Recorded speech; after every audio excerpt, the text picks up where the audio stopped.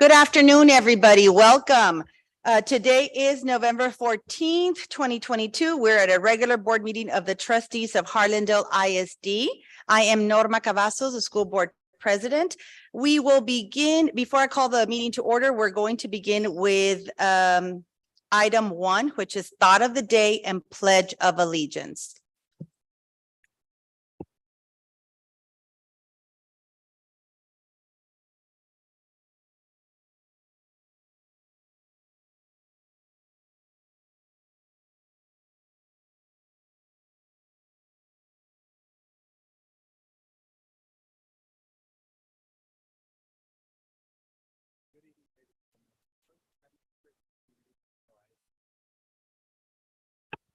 Let's try that again. Hey, good evening, ladies and gentlemen of the board, cabinet members, and community of Harlandale ISD. On behalf of the faculty and staff of Carabel, welcome to our campus. Thought of the day. It seems only fitting our thoughts will be bringing a sense of gratefulness and that of Thanksgiving. With cool autumn nights and a vacation in sight, families reunite as we feast with delight. Grateful for health, home, and family, another holiday season becoming reality. A time to recharge the mind, body, and soul, as some will inevitably rehash the Frontier Bowl. However, let us also consider the cold and the bitter, those less fortunate who feel disproportionate.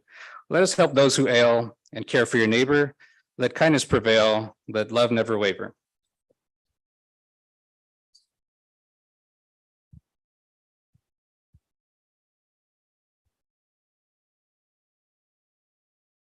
I pledge allegiance to the flag of the United States of America and to the republic for which it stands, one nation under God, indivisible, with liberty and justice for all. Honra a la bandera de Texas. Te promete lealtad a ti, Texas, un estado ante Dios único e indivisible.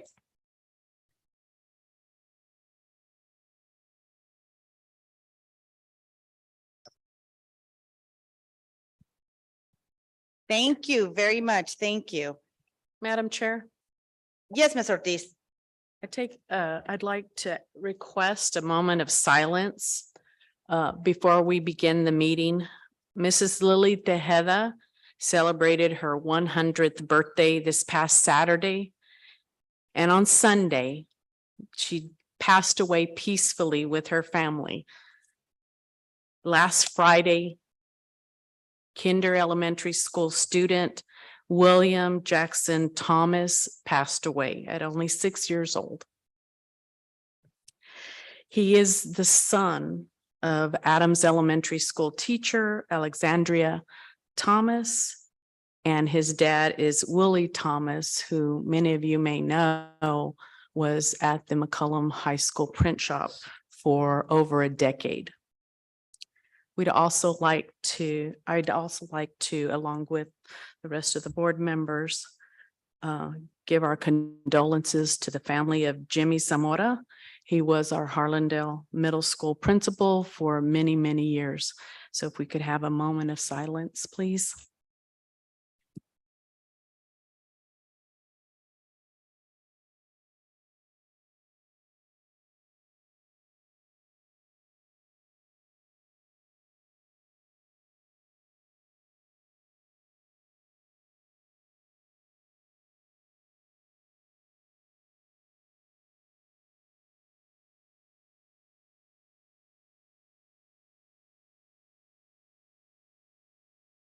Thank you. Thank you, Ms. Ortiz. It is now 6:20 and I am calling the meeting to order. I'm going to take roll call of my colleagues present. Ms. Carrillo. Present. Thank you, ma'am. Ms. Limon. Here. Thank you, ma'am. Mr. Moreno. Present, ma'am. Thank you, sir. Mr. Luna. Present. Thank you, sir. Ms. Ortiz. Here. Thank you, ma'am. Mr. Mancha. Present. Thank you, sir. And myself, I am here. We do have a quorum. Mr. Soto. Madam Chair, Board of Trustees, HISD family. This evening, we have our Executive Director of Operations, Dr. Hinojosa. Here. We have our Assistant Superintendent for Curriculum and Instruction, Ms. Casey. Here. We have our Executive Director of Human Resources, Dr. Salinas. Here. And we're welcoming back our Public Information Officer, Ms. Mariana. Hello. Here. Thank you. Thank you, Mr. Soto. We also have Dr. Judy Castleberry. Hi, Dr. Castleberry. Hello, thank you. Agenda item 3, public comment. No one signed up for public comment this evening. Thank you, Ms. Patty. Moving on to agenda item 4, announcements. Ms. Mariana.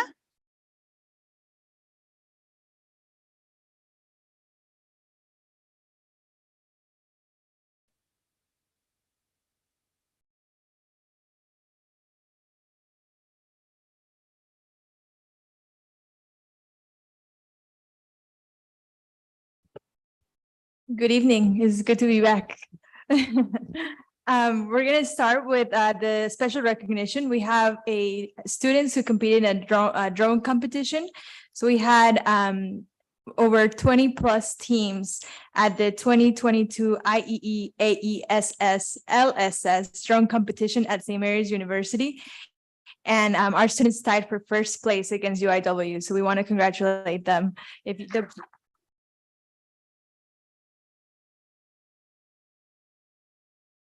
And they are led by Ms. Megan Guerrero.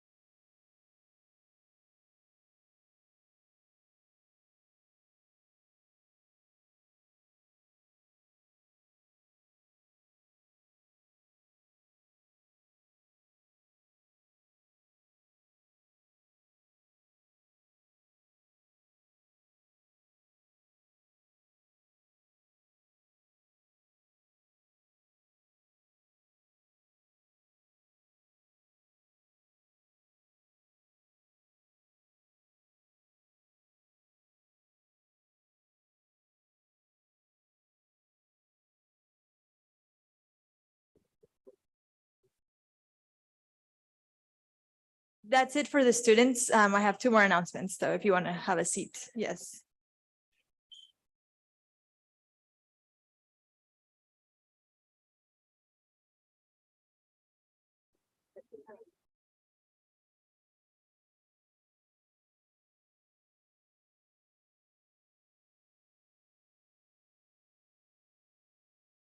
They're working on projecting it on the screen, but we did have the ribbon cuttings of the 2 auditoriums last Friday. I wasn't here for that, but I heard it was a great success. Harlandale High School and McCollum High School both had the ribbon cuttings. And we do want to remind everybody that the Harlandale High School Fall Show, they're going to be doing Chicago, and that's going to be on December 15th through the 17th at 7 p.m. And then the McCollum High School Fall Show is going to be the Zombie Prom, and that's December 1st and 2nd at 7 p.m. as well, and obviously at the new auditoriums. We have the average daily attendance. Hopefully they can get it up there, but last Friday, our enrollment was 12,157. And the ADA from pre-K to 12th was 86.87%. And pre-K ADA was 88.15%.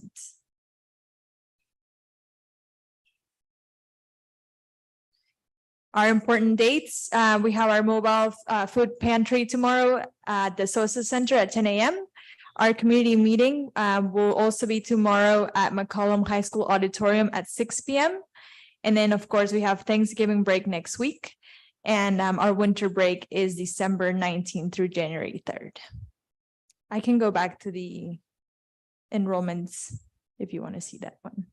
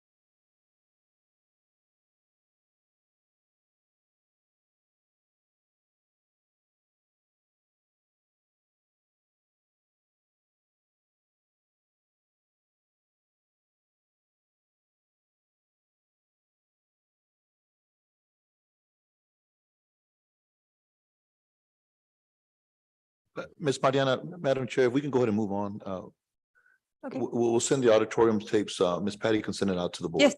And we could post them on our website. Yeah, absolutely. Yes. Thank you. Any questions? Anything else? Madam Chair. Yes, ma'am. If I have my calendar right, it's in a paraprofessional day on Wednesday. Yes, that is correct. So I want to wish all the paraprofessionals out there, thanks for all the work you do, especially my ex-employer, my wife. She was a paraprofessional over 20 years, and I know just met Fernando back here. He's one of the custodians. And there's so many wonderful people that work for the district as paraprofessionals, and we couldn't do our work without them. Thank you so much.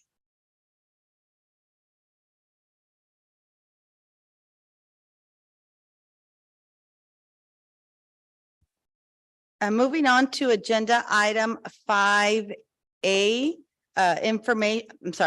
agenda item 5, information and reports. 5A, LSG reporting of meeting minutes. Ms. Ortiz? Yes, Madam Chair. Lone Star Governance requires us to use a time use tracker for each of the meetings that we hold. The framework of student outcome minutes is tracked and other topic minutes are tracked. For the meeting of October 5th, 2022, under visions and goals, we had 0 student outcome minutes and 0 other topic minutes. Progress and accountability, we had 0 student outcome minutes and 0 other topic minutes. The entire board meeting had 0 minutes of percentage of student outcome minutes. For the meeting dated October the 12th, 2022. On the framework of visions and goals, we had 0 student outcome minutes along with 0 other topic minutes. Progress and accountability, we had 0 minutes on student outcome and 0 minutes on other topic meeting minutes. The only minutes that we used were 32 minutes under other activities that do not meet the conditions listed above. That was 32 minutes and we had 0% of student outcome minutes. That was for October the 12th. For October the 17th. For visions and goals on student outcome minutes, we had 43 minutes. And other minutes, other topic minutes, we had 63. So 43 divided by 106 times 100 equals 41% of our time was spent on student outcome minutes. And that was for October the 17th. Thank you. Thank you, Ms. Ortiz. Just as a friendly reminder, the meeting for October 5th was a special call meeting. The board met with its attorney to discuss the redistricting of single member districts in our Harlandale ISD. October the 12th, it was a work session. So it was consent items were presented by staff to the board. And October 17th was our regular board meeting. So if you're wondering why there were no student outcome minutes on October 5th and October 12th, I just explained why. So thank you, Mrs. Ortiz. Moving on to agenda item 5B. Yes, Madam Chair, Board of Trustees, Dr. Hinojosa will report on some safety audits that they have done in our district. Thank you, Mr. Soto. Madam Chair, members of the board, as you can remember back earlier this school year, the Texas State Safety Audit in conjunction with TA began the safety audits for the district or the school districts in Texas. We have had 2 safety audits on our campuses. If you remember back to the last board meeting, we had just had the first one, which was at Adams Elementary on October the 14th. We had our second safety audit on October the 24th at Leal Middle School. And we were happy to report that there were no findings at either of the 2 campuses. And so we've gotten notified that we'll have 2 more coming in November. But as kind of our continuing practices, as all the schools of the state, we're still making sure that we are monitoring, not just at the campus level, but also with our campus police, with the SROs and our EMO with Mr. Forestier, to make sure that we're following along with our door sweeps and all the clerical information that needs to be and the data that needs to be collected. So we're happy to report that of the two audits up to this point, we have had no findings for any errors or anything on the two campuses. Thank you, Dr. Hinojosa. Any questions for Dr. Hinojosa? Okay, thank you so much, sir. Moving on to agenda item 5C. Mr. Resendez, yes, please.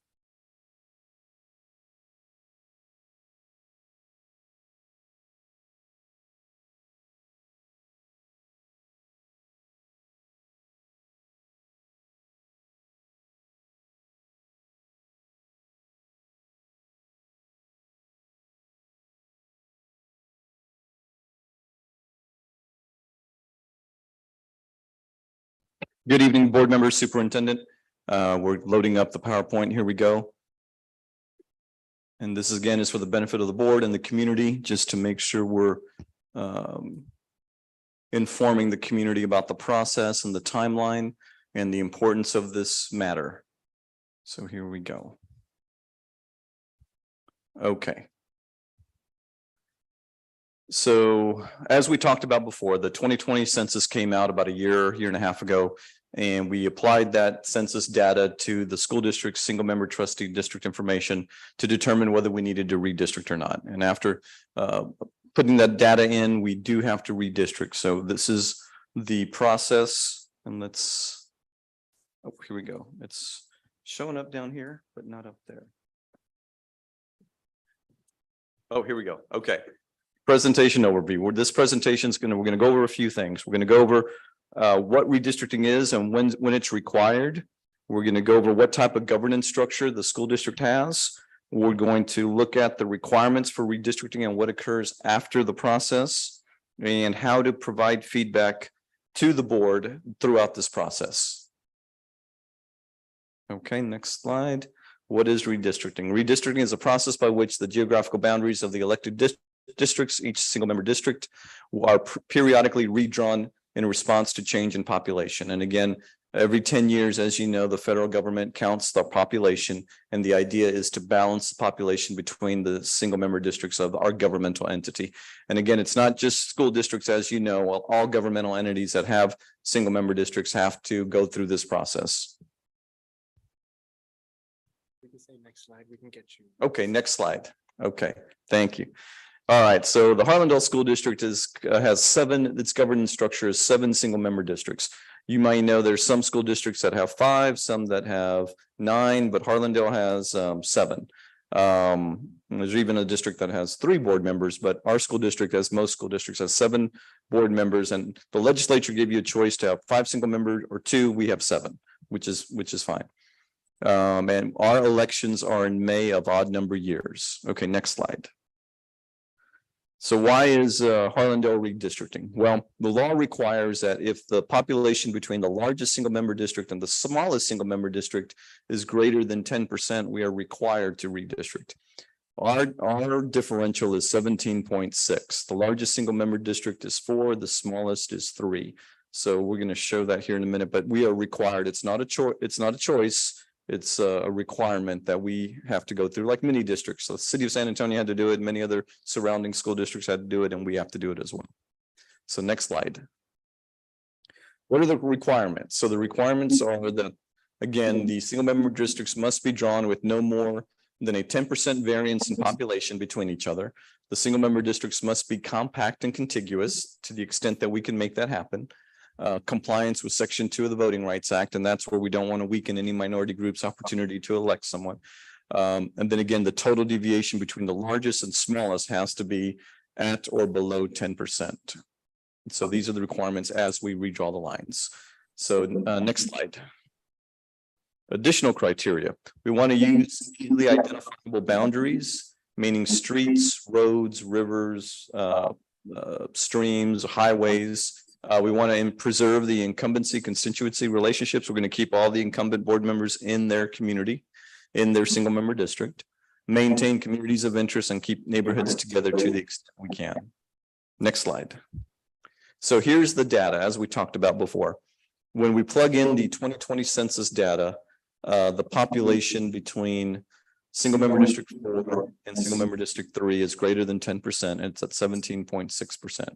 And the idea is to balance the population as best we can between all 7 single member districts with a minimal differential, 10% or less. So that number 17.6 is what's driving that we have to rebalance our single member districts. Next slide. So on the left is our current map. On the right is the Plan 1 that we talked with the board about. And you'll see in Plan 1 where the shaded, like on the top, single member district 3 on the top right, where the green is going into 1. Well, that basically is where population 3 is getting population from 1.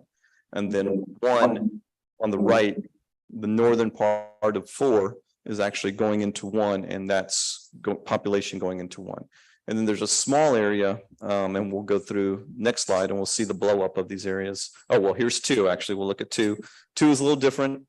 There's also a change in 1 and 2 regarding 7 and 3 along I-35 that we talked about. And we did that just to make it more compact, but we'll see a blow up of that in a minute. But here, the southwest corner of single member district 3 is getting population from 2. And then the southeast corner of 3 is getting population from 4. So again, the idea was we had to move population from 4 as best we can into 3. So Plan 1 went clockwise, Plan 2 went counterclockwise. And that was kind of the idea, to keep minimal change and balance the maps. Next slide. Now, this is comparing 1 to 2. As a visual, just to see the differences, and you could see where on both maps where we're moving population from 4 and gradually getting it to 3 with minimal changes to the other districts. And let's go to the next map. So comparing map 1 with the current map, the main thing is on the bottom: existing boundaries maintained where possible, but adjustments were made between 7 and 3, 3 and 1, and 1 and 4.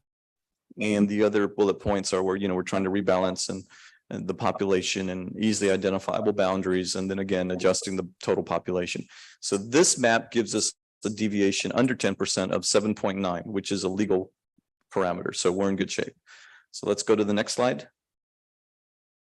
So here's a blow up of a small section that we talked about between 7 and 3. And we did this really just this is an opportunity that we had to make that district more compact, and it made sense. So we did that. Next slide. Okay, so this is one of the bigger changes where population from 1 is going into 3. And that's on the bigger map, that's the very top, I guess, northeast portion of 3 where we're going into 1. And you see the streets, the main streets where that little area will now vote for single member 3 if this is approved. So next slide. And again, we have two maps to think about for the community and for the board.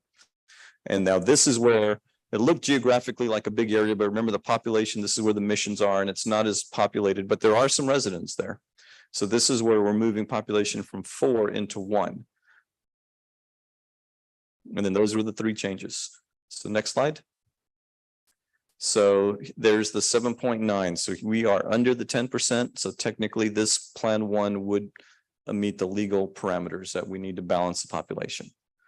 So let's go to the next slide.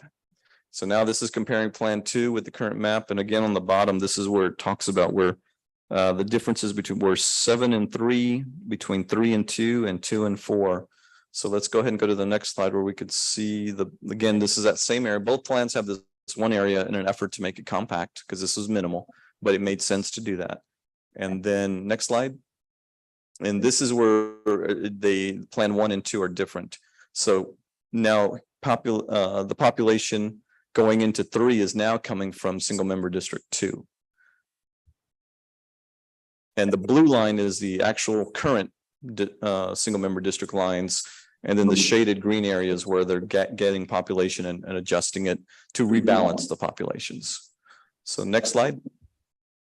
And then here's the change from the southeast part of single member District 2 getting population from single member District 4.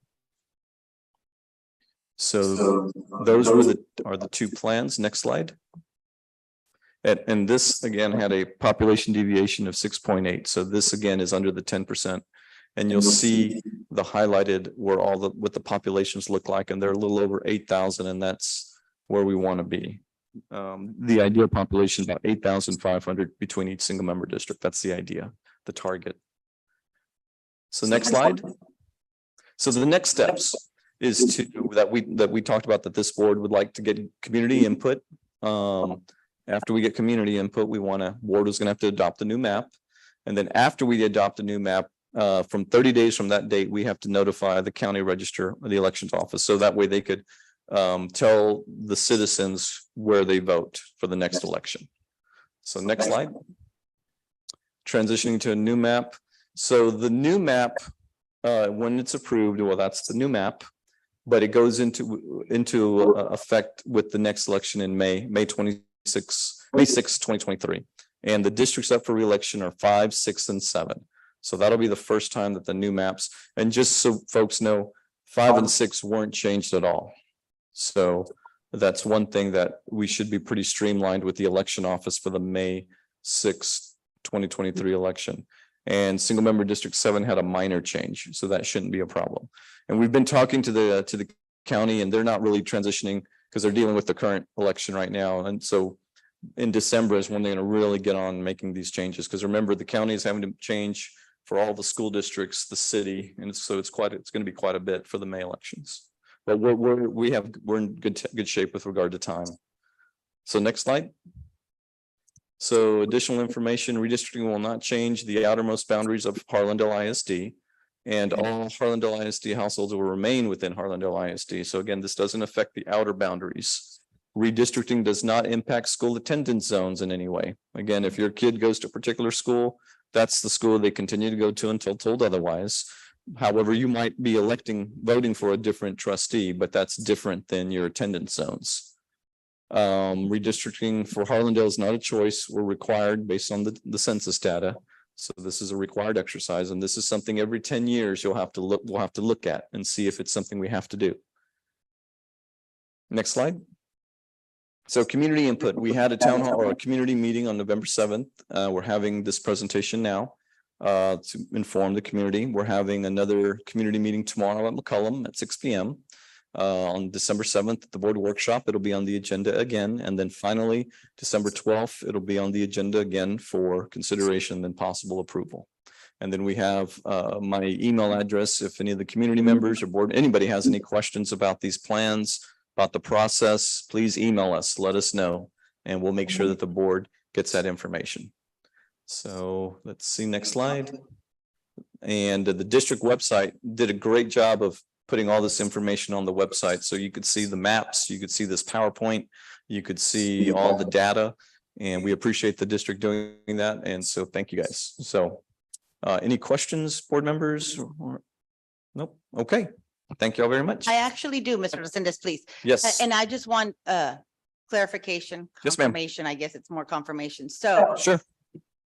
ideally, we are hoping that on the regular board meeting of December the 12th, the board will approve one of those plans by Yes. vote. Yes, ma'am. I vote. So Yes. the community is not going to vote on which plan of redistricting we should put in place. It is board vote, correct? Correct. That's correct. So the board makes the final decision on the final map. Now the options, of course, we want feedback from the community in terms of either or if there's something else that they want us to look at. But yes, ma'am, that is correct. The board makes the final, every governmental body at the end of the day, it's the elected officials that vote on the final map. Yes, ma'am. Thank you, sir. Mhm. Anybody else? Thank you, Mr. Resendez. Okay, you're welcome. Thank you, guys. Moving on to agenda item 6, consent items. Madam Chair, Yes, Mrs. Carrillo. I move to approve consent items A, B, C, D, E, F, G, H, I, and J. Thank you, Mrs. Carrillo. Is there a second on Mrs. Carrillo's motion? One second, ma'am. Thank you, Mr. Moreno. Do we need to open it for discussion? Okay, moving on for the vote. So this is agenda item 6A, B, C, D, E, F, G, H, I, and J. Mrs. Carrillo, yay or nay? Yay. Thank you, ma'am. Mr. Mancha, yay or nay? Yay. Thank you, sir. Ms. Simon, yay or nay? Yay. Thank you. Ms. Ortiz, yay or nay? Yay. Thank you, ma'am. Mr. Luna, yay or nay? Yay. Thank you, sir. Mr. Moreno, yay or nay? Yay, ma'am. Thank you, sir. Myself, yay. So agenda items 6A through 6J passes, motion passes. Moving on to agenda item 7, individual item 7A. Mr. Soto? Yes, Madam Chair, Board of Trustees, at this time, Ms. Wagner is going to present some pre-K data. As she comes to present some of this data, so our students have done very well, and so we're going to raise the standard. And she will be going over how we're going to raise the standard, and it'll be for the December board approval. And it'll be on early numeracy and early literacy. So Ms. Wagner? Thank you, Mr. Soto. Good evening, Superintendent Soto, Board President, Ms. Cavazos, board members, administration, and distinguished guests. My name is Diana Wagner, and I have the privilege of continuing to serve as the District Early Childhood Coordinator. And tonight I would like to present to you the EOY results from May 2022 in our early literacy for our pre-K Harlandale and Avance classrooms. I will also address the Lone Star governance goals, the end of year pre-K data for early literacy, and the recommended updates to GPM 2.1 and 3.1, which is the math that Mr. Soto just spoke about.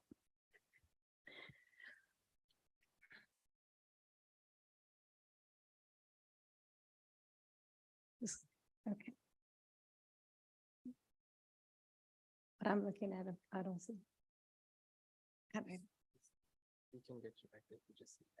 Oh, next. And one more, please. Next.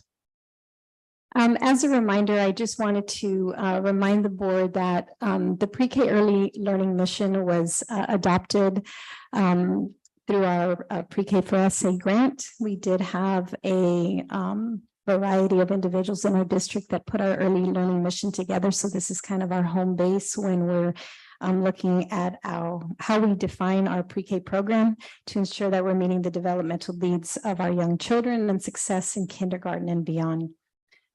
Next. Again, we also have a strategic plan. This is a 5-year strategic plan that we wrote to ensure that as we adopted a new curriculum last year, which is our Frog Street curriculum, that we are paying attention not only to the early literacy and the math, but the other 9 components that are stated in our pre-K, Texas pre-K guidelines that encompass the whole child.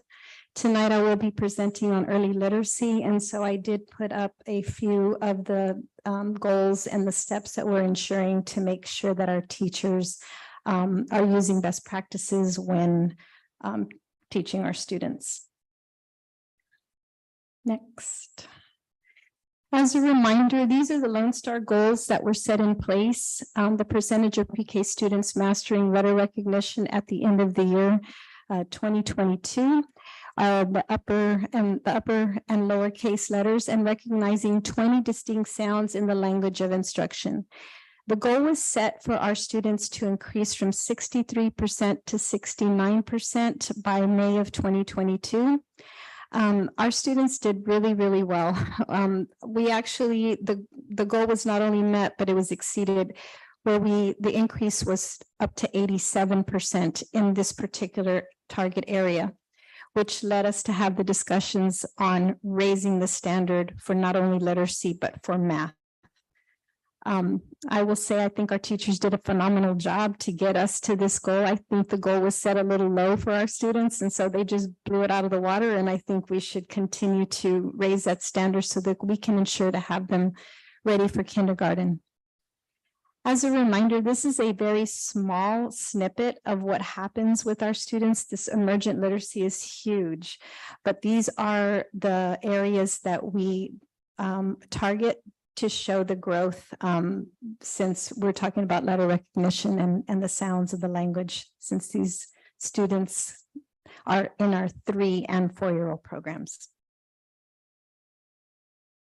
Next. So as you can see, 16A and 16B, as I mentioned, are recognizing names and letters and using letter sound knowledge, which is 16A and 16B. And our target, end of year target was 69%. Out of the 310 students that were tested, and remember, we use the gold data to, are you going to bring that? Okay, so you can see the whole picture. Thank you, Mr. Soto.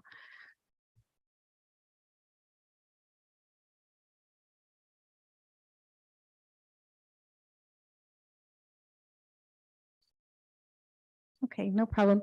I'll just talk through it. We had 310 students that were tested or assessed, I should say, because our kids aren't really tested. They're assessed throughout the duration of their year with us.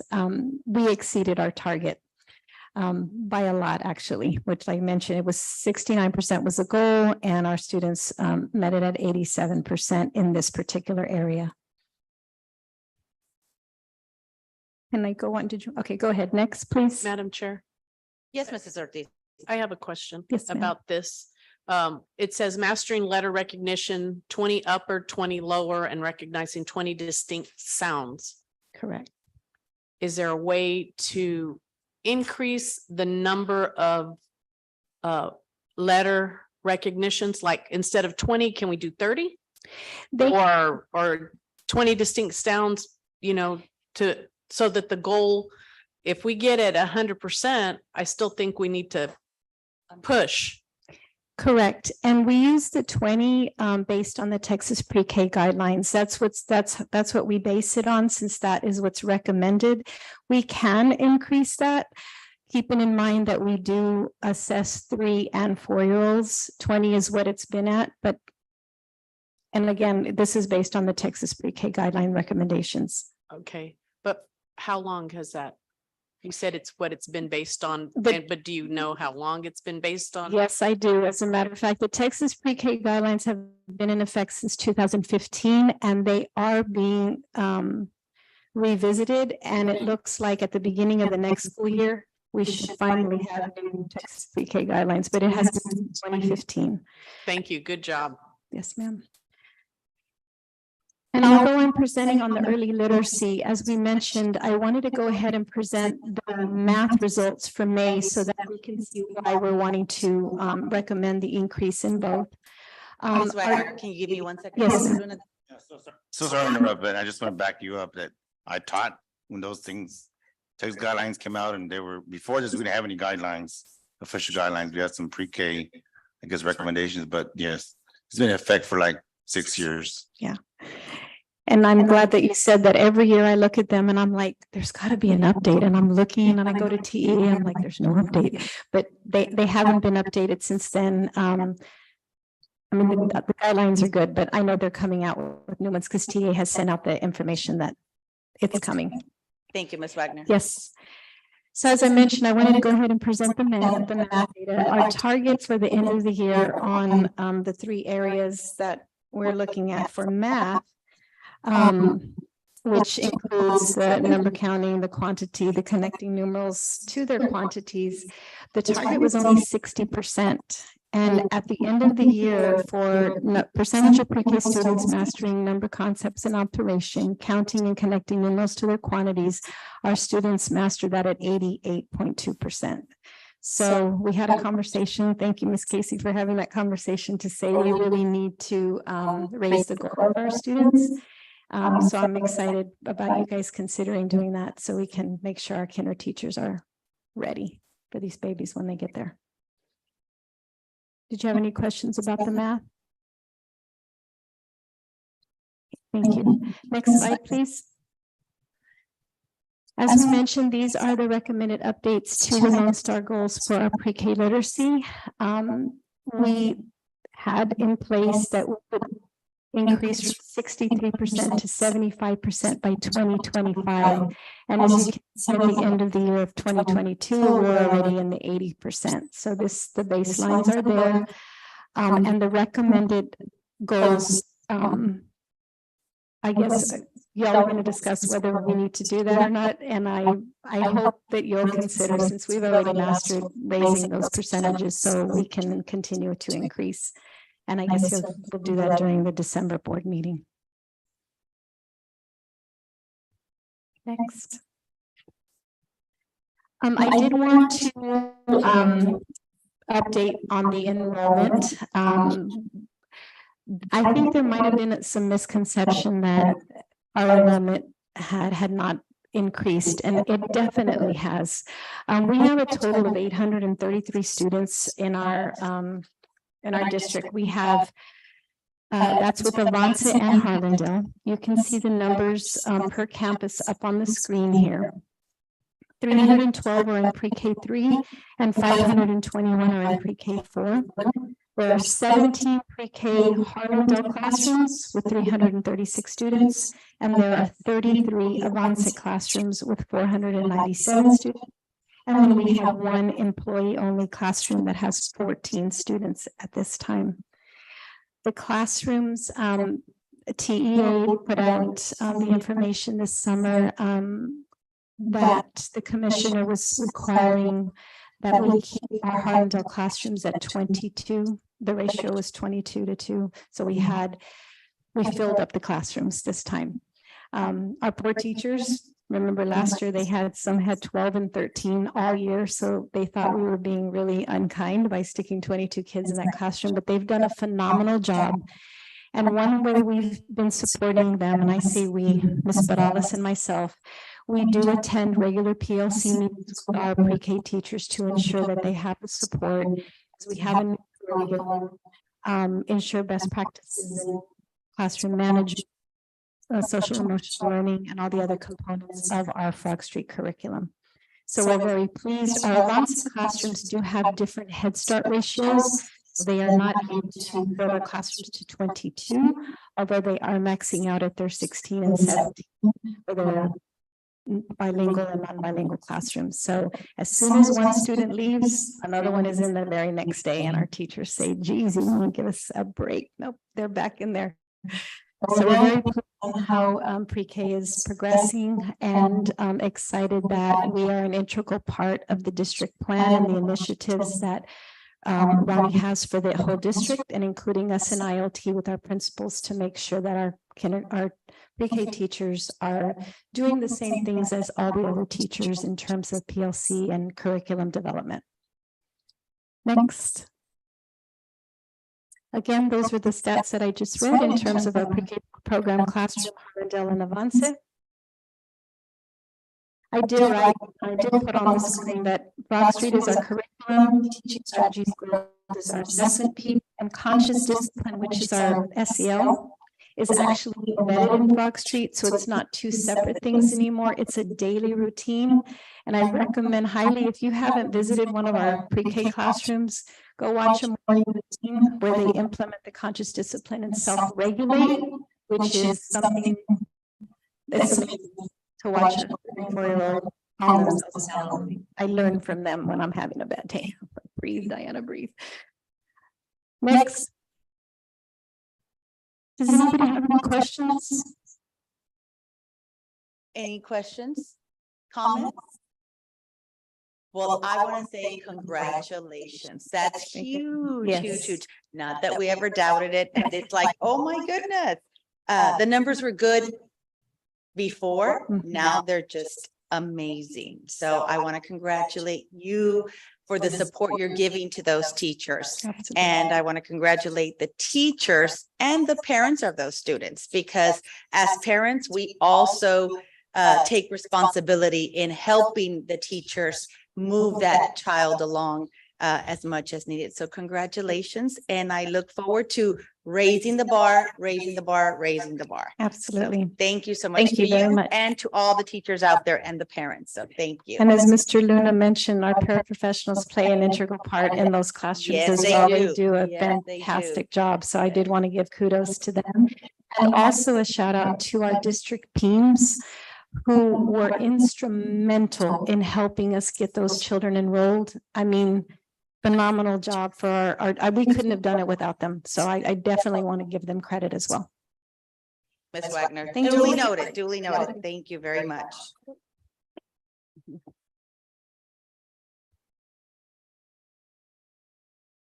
Is there a motion for agenda item 7A?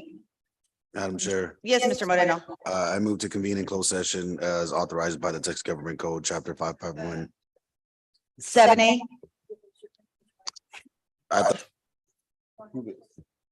Approve. We have to approve. Okay, so Yes, you, I yes, sir. move to approve the LSG presentation presented by Ms. Wagner. Thank you, Mr. Moreno. Second. Thank you, Ms. Limon and Mr. Luna. Any further discussion or can I move on with the vote? Okay, moving on with the vote. Mr. Moreno, yea or nay to approve agenda item 7A? Yay. Thank you, sir. Ms. Carrillo, yea or nay? Yay. Thank you, ma'am. Mr. Luna, yea or nay? Yay. Thank you, Mr. Mancha, yea or nay? Yay. Thank you. Ms. Ortiz, yea or nay? Yay. Thank you, Ms. Limon, yea or nay? Yay. Thank you, myself, yea. Agenda item 7A, motion passes. Agenda item 8, Mr. Moreno, since you started, do you want to? Yes, I'll proceed. I guess it's just a verbiage I kept hearing in December, so it got me off my game. I apologize. So moving on, I'd like to move to convene in closed session as authorized by Texas Government Code, Chapter 551, Sections 551.071 through 551.084, items A through D. I second. Mr. Moreno, thank you, Ms. Carrillo for the second. I will take the vote to convene in closed session. Ms. Ortiz, yea or nay? Yay. Thank you. Ms. Limon, yea or nay? Yay. Mr. Mancha, yea or nay? Yay. Ms. Carrillo, yea or nay? Yay. Thank you, ma'am. Mr. Luna, yea or nay? Yay. Thank you. Mr. Moreno, yea or nay? Yay, ma'am. Thank you, Mr. Moreno, and myself, yay. It is 7:04. We are convening in closed session.